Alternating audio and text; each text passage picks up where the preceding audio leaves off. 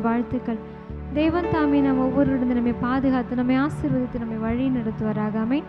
இப்பொழுதும் கர்த்தர் நம்மோடு பேசும்படி நாம் ஜெபிக்கலாம். ஆமென். ஹல்லேலூயா. ஜீசஸ், என்னை உருவாக்கினீர் உந்தன் வார்த்தையால், என்னை உயிர்ப்பித்ததும் உந்தன் வார்த்தையால், என்னை ஆற்றினீர் தேற்றினீரும் வார்த்தையால், என்னை தாங்கினீர் சுமந்தீரும் வார்த்தையால். வார்த்தையானவரே, ஆதியில் இருந்தவரே, எனக்காய் வந்தவரே, எல்லாம் தருபவரே, வார்த்தையானவரே. ஆமென். நம்ம இந்த சாயங்கால வேளையில கர்த்தர் எங்களோடு பேசுவீராக. உம்முடைய சத்தத்தை கேட்க உதவி செய்யுங்க. இயேசுவின் நாமத்தில் ஜெபித்து ஜெயம் எடுக்கிறோம் ஜீவனுள்ள நல்ல பிதாவே. ஆமென். அல்லேலூயா. இப்பொழுதும் கர்த்தர் நம்மோடு பேசும்படியாய் ஒரு வாசனம். ஆமென். மத்தேயு 4:4 மனுஷன் அப்பத்தினால மாத்திரமல்ல, தேவனுடைய வாயிலிருந்து பிறக்கிற ஒவ்வொரு வார்த்தையினாலும் பிழைப்பான். ஆமென். இந்த நாட்களையும் கூட நம்ம வாழ்க்கையில் பிழைக்கிறது அப்பத்தினால மாத்திரமல்ல, அல்லேலூயா, வார்த்தையினாலே பிழைப்போம். நம்ம ஆத்துமா பிழைத்து இருக்கணும்னா வார்த்தை இருக்கணும். அல்லேலூயா, அல்லேலூயா. அப்போ மனுஷன் அப்பத்தினால மாத்திரமல்ல, தேவனுடைய வாயிலிருந்து பிறக்கிற ஒரு வார்த்தையினாலும் பிழைப்பான். அல்லேலூயா. என்ன வார்த்தை அவர் சொல்லுவார்னா, சமயத்துக்கு ஏற்ற வார்த்தையை சொல்லுவார். ஆமென். நான் சோர்ந்து போயிருக்கும் பொழுது என்னை எழுப்பி விடும்படி, நான் கீழே விழுந்தா என்னை தூக்கி விடும்படி, நான் கவலையோடு இருக்கும் பொழுது என்னை ஆற்றி தேற்றும்படி. அல்லேலூயா. ஆமென். அப்படியான வார்த்தைகளை கர்த்தர் நம்மோடு பேசி நம்மளை ஆற்றி தேற்றுவார். ஒரு தாய் தேற்றுவது போல அவர் நம்மை தேற்றுவார். எதனாலன்னா வார்த்தையை கொண்டு. அல்லேலூயா. ஆமென். எபேசு சபையை குறித்து நம்ம பார்க்கலாம். இந்த வசனத்தோடு நான் ஒப்பிட்டு இந்த எபேசு சபையை குறித்து மட்டும், நிறைய சபைகள் 7 சபைகள் உண்டு. யோவான் தரிசனத்தில் பார்த்ததை அவர் எழுத சொல்லுவார். அதில் முக்கியமாக முதலாவது எழுதப்பட்டது எபேசு சபை. அல்லேலூயா. ஃபஸ்ட்டு எந்த சபை இருக்குன்னு எபேசு. எபேசு சபைக்கு என்ன எழுதுகிறாங்க? அல்லேலூயா. எபேசு சபையின் தூதனுக்கு இனி எழுத வேண்டியது என்னவென்றால், யார்கிட்ட சொல்கிறாங்கன்னா, யோவான், திவ்ய வாசகனாகிய யோவானுக்கு வெளிப்படுத்தின விசேஷம் தான் இது. 2ஆம் அதிகாரம் 1வது வசனம். எபேசு சபையின் தூதனுக்கு நீ எழுத வேண்டியது என்னவென்றால், என்ன சொல்கிறாங்கன்னா, நிறைய காரியம் அங்கே இருக்குது. அதில் முக்கியமாக சொல்கிறாரு, உன் கிரியைகளை, உன் பிரயாசத்தை, உன் பொறுமையை, நீ பொல்லாதவர்களை சகிக்கக்கூடாமல் இருக்கிறது, அப்போஸ்தலர் அல்லாதவர்கள் தங்களை அப்போஸ்தலர் என்று சொல்லுகிறதை நீ சோதித்து அவர்கள் பொய் என்று கண்டது, நீ சகித்து கொண்டிருக்கிறது, பொறுமையா இருக்கிறது, என் நாமத்து நிமித்தம் இளைப்படையாமல் பிரயாசப்பட்டதை அறிந்திருக்கிறேன். அல்லேலூயா. ஆமென். நான் வெறுக்கிற நிக்கோலாய் மதஸ்தரின் கிரியைகள் நீ வெறுக்கிறாய், இது உன்னிடத்தில் உண்டு. இத்தனை காரியங்கள். அல்லேலூயா. ஒரு டீச்சர் ஒரு எக்ஸாம் எழுதும் பொழுது கொஷின் பேப்பர் திருத்துவாங்கல்ல, இப்போ கரெக்டுன்னா correct, very good, excellent, tick பண்ணிகிட்டே வருவாங்க. தவறுனா என்ன செஞ்சுருவாங்கன்னா தப்பு இன்ட்டு போட்டுருவாங்கல்ல, ராங் போட்டுருவாங்க. ஆனால் நம்ம அப்பா தவறு செய்யும் பொழுது ஒரு வார்த்தையை அனுப்புவார். அல்லேலூயா. எபேசு சபைக்கு வார்த்தை இப்போ வருது. அல்லேலூயா. வார்த்தை இருக்கணும், எச்சரிப்பு. ஆமென். அந்த வார்த்தையை கொண்டு நம்ம கர்த்தரிடத்தில் திரும்பணும்னு வசனம் சொல்லப்பட்டிருக்கு. அல்லேலூயா. இப்போ எபேசு சபையின் தூதனுக்கு என்ன வார்த்தை வருது பாருங்களேன். அவர் சொல்கிறாரு, நன்மைகளை எல்லாம் சொல்கிறாரு. உன் கிரியைகளை, உன் பிரயாசம், உன் பொறுமை எல்லாமே வெரி குட். நீ பொல்லாதவர்களை சகிக்கல, வெரி குட். அப்போஸ்தலர்கள் நீ கண்டு பொய்யன்னு நீ தெரிஞ்சிருக்கிற, வெரி குட். நீ சகித்துட்டு இருக்க, குட். பொறுமையாக இருக்கிற, எல்லாவற்றுக்கும் டிக்கு. ஐ மீன், என் நாமத்து நிமித்தம் இளைப்படையாமல் பிரயாசப்பட்டிருக்கிற, வெரி குட், எக்ஸலண்ட். நான் வெறுக்கிற நிக்கோலாய் மதஸ்தருடைய போதகத்தை நீ வெறுக்கிற, வெரி குட். போட்டுட்டு அப்பாவால் இன்னும் ஒரு பாயிண்டில் 10 இருக்குது, அதில் 9வது பாயிண்டில் அப்படியே நிற்கிறார் அப்பா. ஏன்னா அவரால் நம்மளை ராங் போட்டு ஃபெயில் பண்ண முடியாது. அமீன், அமேன், அல்லேலூயா. நம்ம அப்பா இரக்கமும் மன உருக்கமும் நீடிய சாந்தமும் மிகுந்த கிருபையும் உள்ளவர். அமேன். அவர் மனம் திரும்பணும்னு தான் அவர் விரும்புகிறார். அமேன். ஒரு ஆத்துமாவும் கெட்டு போதவருக்கு சித்தம் அல்ல. அல்லேலூயா. எல்லாரும் பரலோகத்துக்கு வரணும். அமேன். அல்லேலூயா. அதனால தான் நீடிய பொறுமையுள்ளவராய் காத்திருக்கிறார். அந்த இளைய குமாரன் தன் தகப்பனை நோக்கி மனம் திரும்பி ஓடி வந்து பரத்துக்கு விரோதமாக உமக்கு முன்பாக நான் பாவம் செய்தேன்னு சொல்லி பாவ அறிக்கை செய்த பொழுது அந்த தகப்பன் மனதுருகி ஓடி கட்டி பிடித்து முத்தம் கொடுத்து வஸ்திரத்தை மாற்றி, அழுக்கு வஸ்திரத்தை கழற்றி அவருக்கு வஸ்திரம் போட்டு, மோதிரம், அதிகாரம் என்னும் மோதிரம், ஆயத்தம் என்னும் பாதரட்சை, அதிகாரம் என்னும் மோதிரம் எல்லாவற்றையும் போட்டு விருந்து. அல்லேலூயா. அதே தான் நம்ம பரமபிதா. ஆமேன். பரம தகப்பனும். ஆமேன். பொல்லாதவர்களாகி நீங்களே உங்கள் பிள்ளைகளுக்கு நல்ல ஈவுகளை கொடுக்க அறிந்திருக்கும் பொழுது உங்கள் பரமபிதா உங்களுக்கு கொடுப்பது அதிக நிச்சயம். இப்போ இவ்வளோதுல நீ எக்ஸலண்ட்டாக இருக்க, வெரி குட். ஒன்று மட்டும் என்னென்னா ராங், தப்பு. என்னால் அதை டிக்குன்னும் போட முடியல, தப்புன்னும் போட முடியல, ராங். அது டிக்கு இல்லை, ராங் தான். ஆமேன். அதை என்னால் தப்புன்னு போட்டு என்ன செய்ய முடியும்? ஒன்றை ஃபெயில் பண்ண முடியல. எபேசு சபைக்கு சொல்கிறார், என்னால் உன்னை ஃபெயில் பண்ண முடியல. உங்ககிட்ட இத்தனை பிரயாசம் இருக்குது. கலாத்தியர் 3:3 ஆவியிலே ஆரம்பம் பண்ணின நீங்கள் முடிவிலே மாம்சத்தில் முடிவு பெற போகிறீர்களோ? நீங்கள் இத்தனை புத்தியினரா, இத்தனை பிரயாசத்தை நீங்கள் வீணாய்ப்பட்டீர்களோ? அல்லேலூயா. அப்போது அதுதான் இங்கே எபேசு சபைக்கு இவ்வளோ எக்ஸலண்ட்டாக எனக்கு பிரியமாக நடந்து ஒன்றும் இல்லை. ஆமேன். தவறுறீங்களே என்னன்னா, ஆனாலும் நீ ஆதியில் கொண்டிருந்த அன்பை விட்டாய் என்று உன் பேரில் எனக்கு குறை உண்டு. ஆமேன். எல்லாருமே இதில் நம்ம வருவோம். ஆமேன். ஏன்னா ஆஃப்டர் கொரோனாக்கு அப்புறம் நிறையா மாற்றங்கள் உண்டு.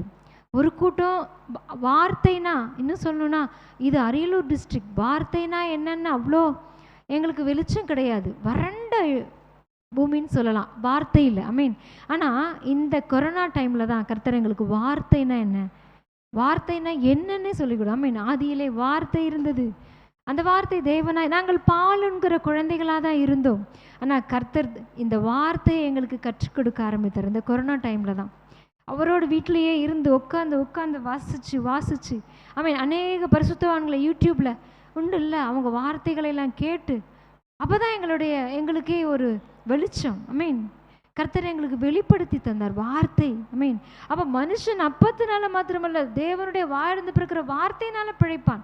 இன்றைக்கி கூட நம்ம ஒவ்வொருவருக்கும் ஒரு வாக்குத்தத்தம் உண்டு. பர்சனலாக எனக்கு ஒரு வாக்குத்தத்தம் உண்டு, எனக்கு ஒரு தரிசனம் உண்டு. அதை என் தேவன் எனக்காக நிறைவேற்றுவார். அல்லேலூயா. அதுக்கு நான் செய்யறது அவர் நியமித்த பாதையிலே நான் அவர் கூடவே பிரயாணம் பண்ணணும். இன்பமோ துன்பமோ பசியோ நிர்வாணமோ நாசமோசமோ பட்டயமோ அவர் கூடவே. அல்லேலூயா. ஏன்னா அவர் கூடவே இருக்கிறார், அவர் விட்டுட்டு போகவே மாட்டார் ஒரு நாளும். நான் தான் அவரை விடுவேன், அவர் என்னை விட மாட்டார்.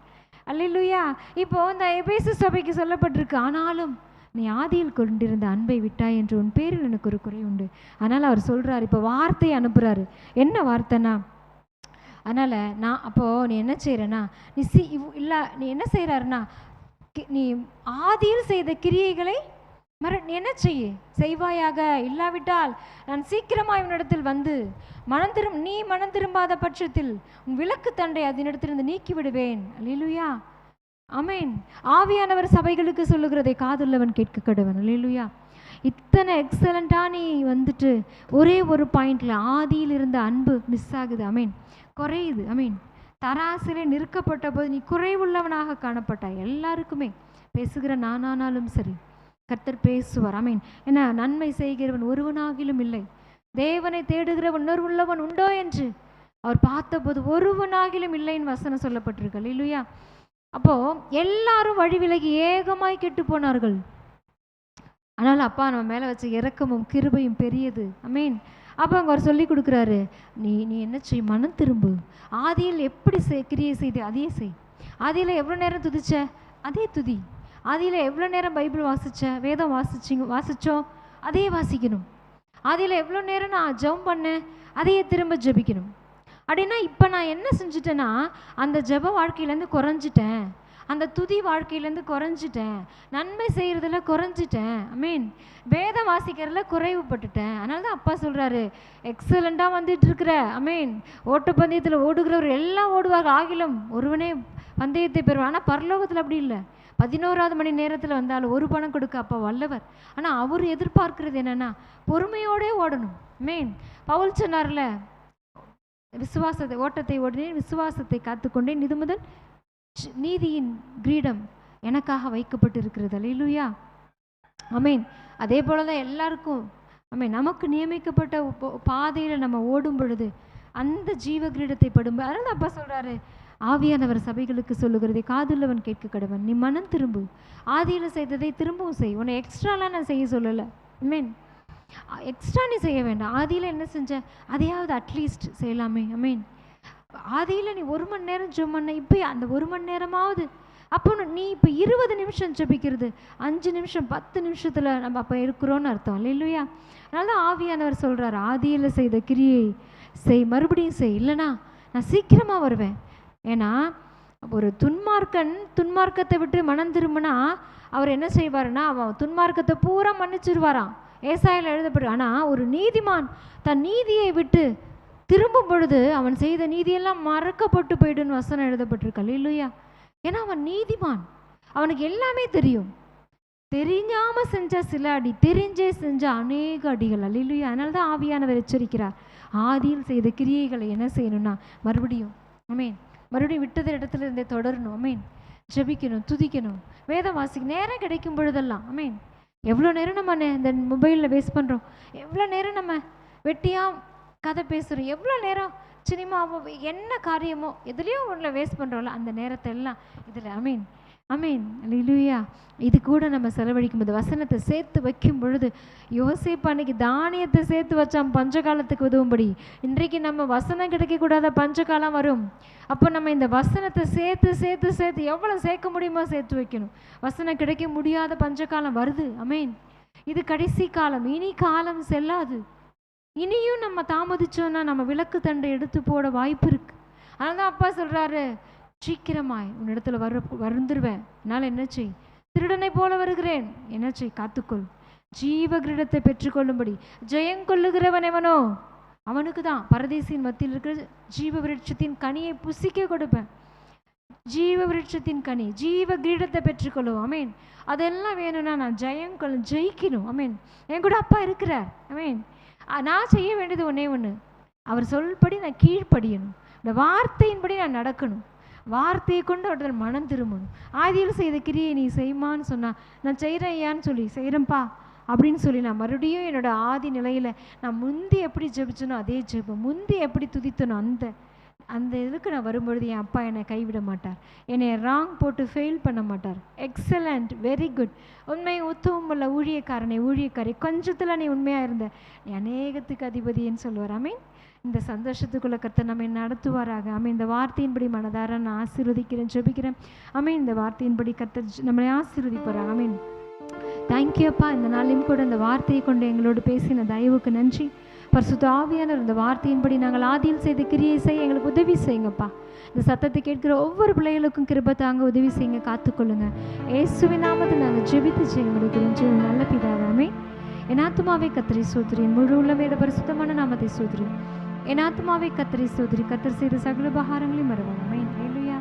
Price the Lord. God bless you. Amen.